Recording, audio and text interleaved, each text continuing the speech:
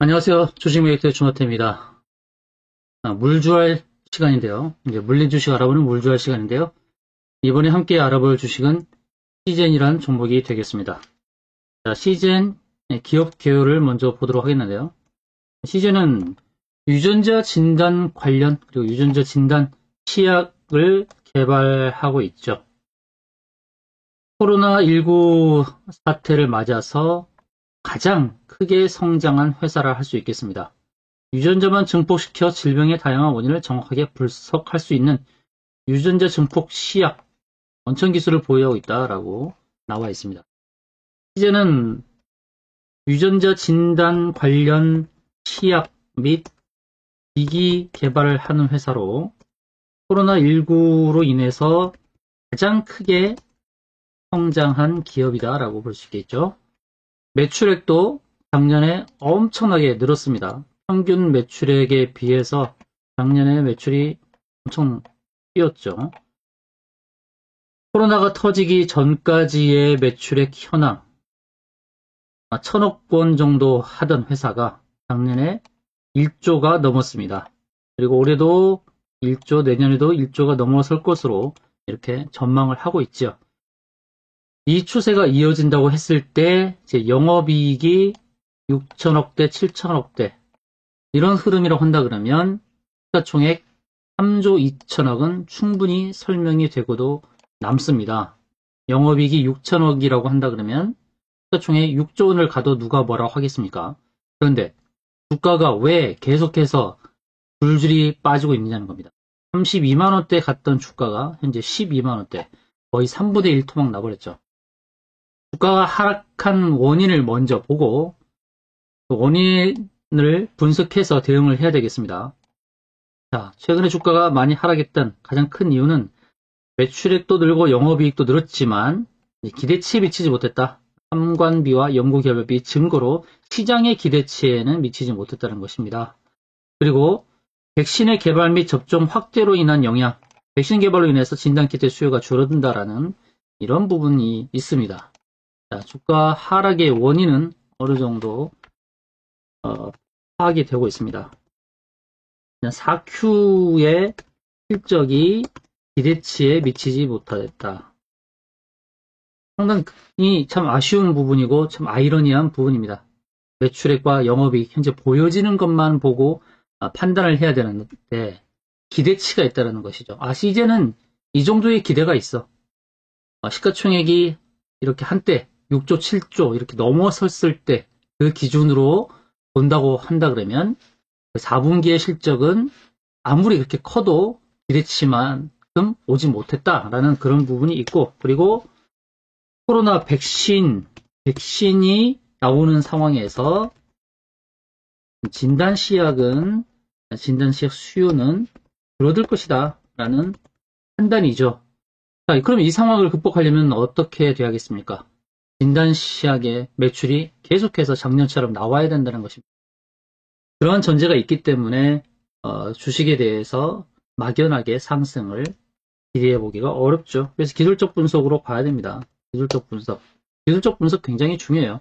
초보분들께서는 무슨 차트가 중요하냐, 또 회사에서 나오는 재료, 또 매출, 영업이익 이런 펀더멘털이 중요하지 이러신 분들 굉장히 많은데 전혀 그렇지 않습니다. 오히려 차티스트가 펀더멘털리스트를 항상 이렇게 앞지르고 이긴다 이렇게 보시면 되겠습니다. 왜냐하면 주식을 매매하는 주체들은 다 차트를 기준으로 매매를 하기 때문이에요. 어떤 의미냐? 올릴 때에 차트를 그려가면서 목표치를 정하고 목표치에서 주식을 던지고, 또 빠질 때에 어느 시점에서 매수해야 될지 매수의 그러한 시점을 저울질한다는 것입니다. 재료 측면만 가지고 매출의 측면만 가지고 하지 않는다는 거예요. 기술적 분석 굉장히 중요합니다. 자, 일봉상에서 보면 어떤 상황이 벌어졌습니까? 이평선에서는 데드크로스가 확실하게 나타나죠. 데드크로스는 뭐죠? 60일 평균선이 120 평균선을 하향했을 때, 또 20일 이동평균선이 60일 이동평균선을 하향했을 때, 이게 데드크로스입니다. 데드크로스 60일이 220선을 깨면서 데드크로스가 발생했고, 그러면서 급락이 나왔습니다. 급락이 나왔고, 이제 급락을 좀 안정화시키는 그런 단계라고 보시면 되겠습니다. 일봉상에서 저가 좀 하락을 마무리하는 지점대는 대략 11만 1,000원대로 봅니다. 11만 1,000원대, 11만원 초반대. 그러니까 지금 가격은 매수 자리냐? 그렇지 않다고 보죠. 주봉을 보십시오. 주봉만 보세요. 떨어지는 칼날을 잡고 싶으십니까? 떨어지는 칼날이죠. 지지가 보이지 않습니다. 주봉상에서도 지지가 보이지 않아요. 월봉을 보겠습니다. 월봉에선 지지가 보이시나요? 한 자리가 보이죠. 20개월의 평균 자리, 20개월의 평균 자리가 있습니다. 11만 8천원짜리. 자, 그러면 어느 정도 지지가 나올 수 있는 자리가 보이죠. 현재 12만 4천원대는 지지받고 저점이다 인식하기가 좀 어렵다는 것입니다. 일봉에서 본다 그러면 일봉에서는 지지 자리가 11만 2천원 정도 나오고, 주봉에서는 지지 자리가 너무 멀어요. 너무 멀다는 거예요. 주봉에서 봤을 때 멀죠. 왜? 지금 60주선도 깨버렸기 때문에 남은 지지는 이제 120주선 9만원대인데요. 9만 초반대. 9만원 초반대예요. 월봉에서는 20개월 평균 자리, 평균선 자리 11만원대 초반입니다. 역시. 자, 그러면 지금 상황에서는 초보분들께서는 11만원 초반대에 매수를 해서 평균 단가를 낮추는 게 좋겠고, 그리고 주식 매매를 잘하신 분들은 손절을 해야겠죠. 12만원대, 12만 4천원 이때 손절을 해서 11만 초반대에 매수를 해야죠. 그렇다고 11만 초반대 풀 매수를 하라는 말씀은 아닙니다. 일봉상에서의 지지는 좀 약하다고 볼 수 있고, 주가가 하향 추세에서 주봉의 지지를 테스트하려고 할 수도 있기 때문입니다. 그래서 경우의 수를 따져가면서 해야 되는데, 11만원 초반대에 지지를 못 받으면 9만원대까지도 밀릴 수 있다는 것입니다. 그래서 대응 방법은 뭐냐? 안내드렸던 일봉과 월봉에서의 지지 자리, 월봉에서 지지 기대되는 자리인 11만원 초반대 초과 매수. 밀리면 이제 9만원대까지도 밀릴 수 있어요. 9만원 초반까지도 가능한데, 여기는 이제 적극적인 매수 자리입니다. 11만원 초반대는 적극적인 매수 자리라기보다는 일정 부분 평균 단가를 낮추는 가격대가 될 것이고, 거기서 바로 상승으로 전환한다면 굉장히 좋겠죠. 그러나 밀려버리게 되면 9만원 초반까지도 가능하니까 9만원 초반에서는 적극적으로 풀 매수, 이제 여기서는 풀 매수를 해야겠죠. 자, 근데 11만원 초반대에서 주가를 돌려 세운다고 했을 때에 갈 수 있는 목표가는 분명히 있습니다. 돌린다고 했을 때 갈 수 있는 최종적인 목표 자리는 나옵니다. 줄줄줄 하락은 하진 않을 거예요. 이렇게 해서 11만원 초반대에